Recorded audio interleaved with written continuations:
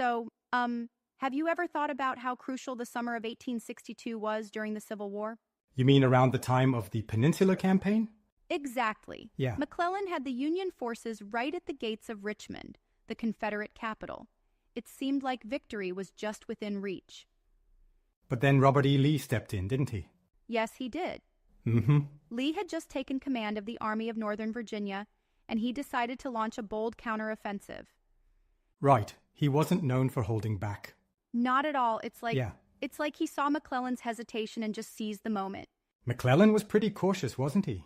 Oh, definitely. He was Right. notorious for overestimating enemy strength and delaying action.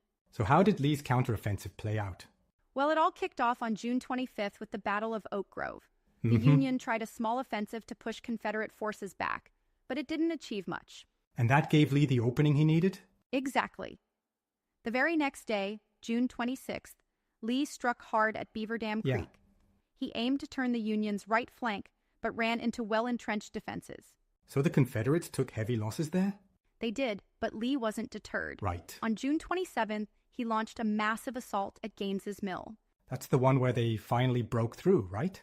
Yes. After hours of brutal fighting, the Confederates breached the Union lines, forcing McClellan to withdraw toward the James River. That was significant. But why did McClellan keep pulling back? Well, he was overly cautious. He believed he was outnumbered and didn't capitalize on his tactical advantages. Meanwhile, Lee kept pressing on? Absolutely. As McClellan retreated, Lee engaged him at Savage's Station on June 29th. Yeah. He tried to cut off the Union retreat, but couldn't quite manage it. Wasn't there also the Battle of Glendale? Yes, on June 30th. Right. It was intense, with fierce fighting as Lee's forces attacked the retreating Union columns. But again, no decisive blow? Exactly. Due to disorganization and delays, the Confederates couldn't deliver a knockout punch. It's like they were so close, yet just couldn't seal the deal. And then it all culminated at Malvern Hill? Yep. On July 1st, McClellan made a stand at Malvern Hill. Yeah. The Union had the high ground and powerful artillery.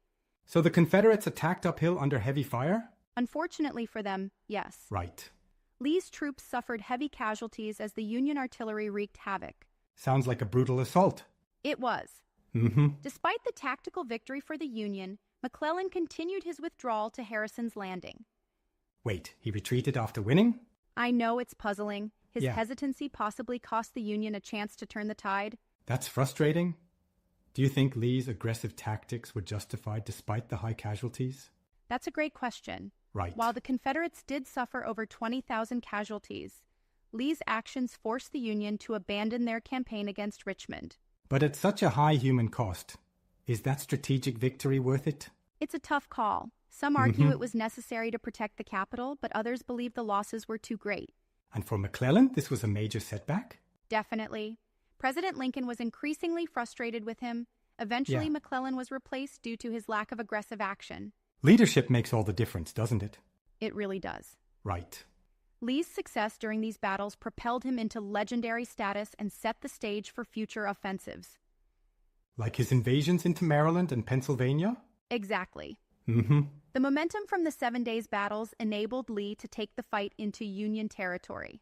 It's fascinating how a single week's events can alter the course of a war.